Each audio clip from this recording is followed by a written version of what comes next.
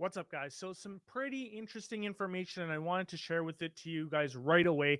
So, it looks like I put out a video a couple of days ago where I said that the FTC is actually going to sue Microsoft for the Activision deal and essentially block it. Then, a couple of days ago, I guess on the weekend, the European Union actually came out and refuted some of the claims made by the FTC. So, this is kind of crazy, but it sort of like makes me a little bit more confident that this deal is going to get closed. So let's jump right into this one. So you can see, let me see if I can share this. All right. So you can see that this was the article that came out a couple of days ago where it said that the FTC is looking to sue to block the Microsoft Activision acquisition of the Activision Blizzard deal. And effectively, they said that they were going to sue because it's going to harm competition. Okay, fine. But then let's move on. You can see that they went on to say that it effectively set up a court challenge, and the FTC went on to say, and this is the old information still, by the way, I'm just giving you a bit of a background, but they said that Microsoft had already shown that it can and will Microsoft had already shown that it can and will withhold content from its gaming rivals. And so what they're doing is they're saying that, when it comes to at least Call of Duty, they almost just like they're effectively insinuating that they don't believe that Microsoft won't take it away from Xbox. And so they went on to say the FTC did that today. We seek to stop Microsoft from gaining control over a leading independent game studio and using it to harm competition in multiple dynamic and fast-growing gaming markets. And so, in its complaint, the FTC said Microsoft previously suppressed competition from rivals through its 2021 acquisition of ZeniMax Media. So, guys, I'm doing this live because I want you guys to see this. So, pay attention to this point right here. So, they're saying that essentially Microsoft lied to ZeniMax. And so they go on to say the agency said Microsoft made several of Bethesda's games, including Starfield and Redfall, exclusive to its own platforms, despite giving assurances to the European antitrust authorities that it would do otherwise. And here's the major claim that we're going to come back to. So remember this. So the FTC is saying that Microsoft lied to the European antitrust authorities, or at least made it seem like they were not gonna make these titles exclusive. So that's what the FTC is alleging. And so they go on to say that Microsoft would have both the means and motive to harm competition by changing pricing for Activision's games, degrading the quality of games on rival consoles. I'm not sure why you would ever want to do that, especially for something like Call of Duty's, but sure. And gaming services are withholding content from rivals entirely. So once again, they went on to say that they're not going to do that, but it looks like the FTC believes that they're going to do it. Now, here's where I've said it before, and I'll say it again. Microsoft made the mistake where they said that they were going to give it to Xbox, or make the not Xbox, they would give it to Sony and make it available for a 10-year time horizon. The problem with that is it effectively says that you're going to take Call of Duty away eventually. And I just don't think that this deal is going to get past European regulators and the FTC if they essentially make it seem like they're ever going to take away Call of Duty. So Call of Duty is not going anywhere, but the European Union, once again, the point of this video is that the European Union is saying that what the FTC is alleging to sue and stop this transaction is not true. And so let's get into that a little bit more. Let me move over. So, and just before that, I just want to point out who this guy is. Brad Smith. This guy's a lawyer. He's 63 or 62 years old. He's been with Microsoft for a long, long time. And look at how he comes out swinging. So he says that while we believed in giving peace a chance, we have complete confidence in our case and welcome the opportunity to present our case in court.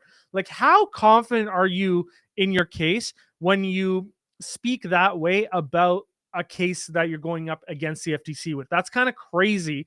That's a really ballsy move, in my opinion. Okay, so now, no, you guys already know that this acquisition is under investigation by antitrust regulators in the UK and the European Union. Okay, so let's get into what happened. So This is an article put out by Game Rant. And so, whenever it comes to any kind of transactions or sort of like industry specific stuff, I like to go to the industry experts. Like, for example, there's a transaction going on right now where Kroger is trying to buy out another grocery chain. I think they're called Albertsons. I might be mistaken. You guys, let me know in the comments. And um, I've been going on grocer industry publications to figure out if that deal is going to actually go through or not. I actually think that it's going to go through. I'll make a video on that later on. But the point that I'm making is I'm going on to these gaming specific websites because they're going to have a little bit more inside knowledge that even I would get, because I typically just read the Wall Street Journal for my business use. And so I trying to get a little bit deeper into here. And so let's go back to this. So the European Union, so as reported by Game Rant, the European Union actually issued a response refuting a key claim from the FTC's argument against Microsoft's Activision Blizzard deal. And so here's what they said. The European Union issued a statement, and the statement effectively is that Microsoft's acquisition is, or sorry, that's not the one. Here it is. So, this is reiterating what I just told you. Let's go actually into their claim. So here's the claim. The European Commission has clarified that Microsoft made no such commitment as part of their antitrust review for that Bethesda acquisition. And so more specifically, the commission explained that it cleared the Microsoft ZeniMax transaction. Remember, ZeniMax was the owner of Bethesda, unconditionally.